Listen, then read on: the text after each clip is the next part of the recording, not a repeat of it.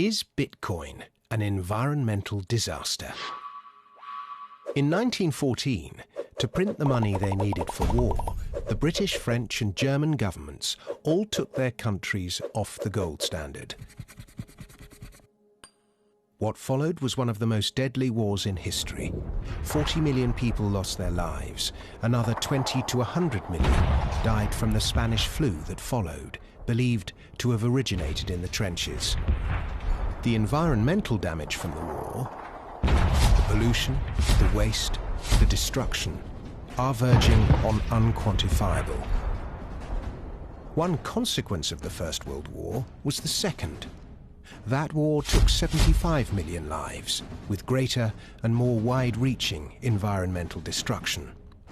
Nothing like the same level of destruction would have been possible with the discipline imposed by gold. Neither France, Britain or Germany had the gold to pay for the war to go on for the extent that it did. The war really would have been over by Christmas because the gold would have run out. Fiat money enabled World War I.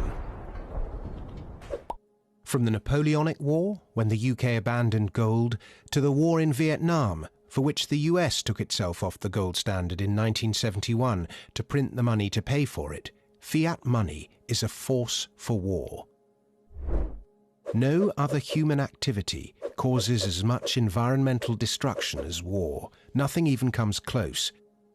As weaponry evolves its capability, so do the environmental consequences. A nuclear bomb causes considerably more damage than a sword.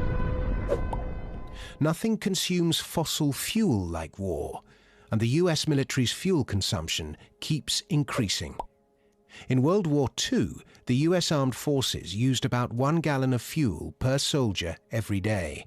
In Desert Storm, fuel usage was about 4 gallons. By 2007, with operations in Iraq and Afghanistan, usage was up to 16 gallons per soldier. Jet fuel is the biggest offender, accounting for 71% of military petroleum consumption. Fighter jets typically get around half a mile per gallon. Tanks are little better. The M1 Abrams, the main battle tank of the US Army, gets about 0.6 miles per gallon.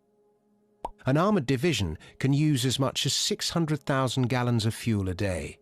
No surprise to learn, the US Department of Defense is the single largest consumer of fossil fuel in the world.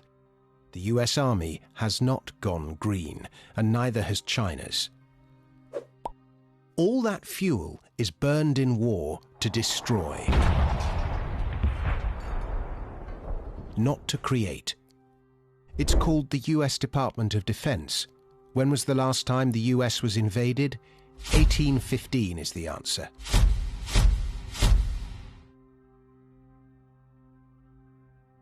I have focused on its wars. There is also the mammoth environmental damage caused by government waste and the unintended consequences of its misguided spending. The environmental disaster is not Bitcoin, it is big government. When a government has the power to issue money at no cost to itself, its power within a society is disproportionate. Permit me to issue and control the money of a nation, and I care not who makes its laws, is the famous quote attributed to Mayor Amschel Rothschild. How do we limit what government is capable of?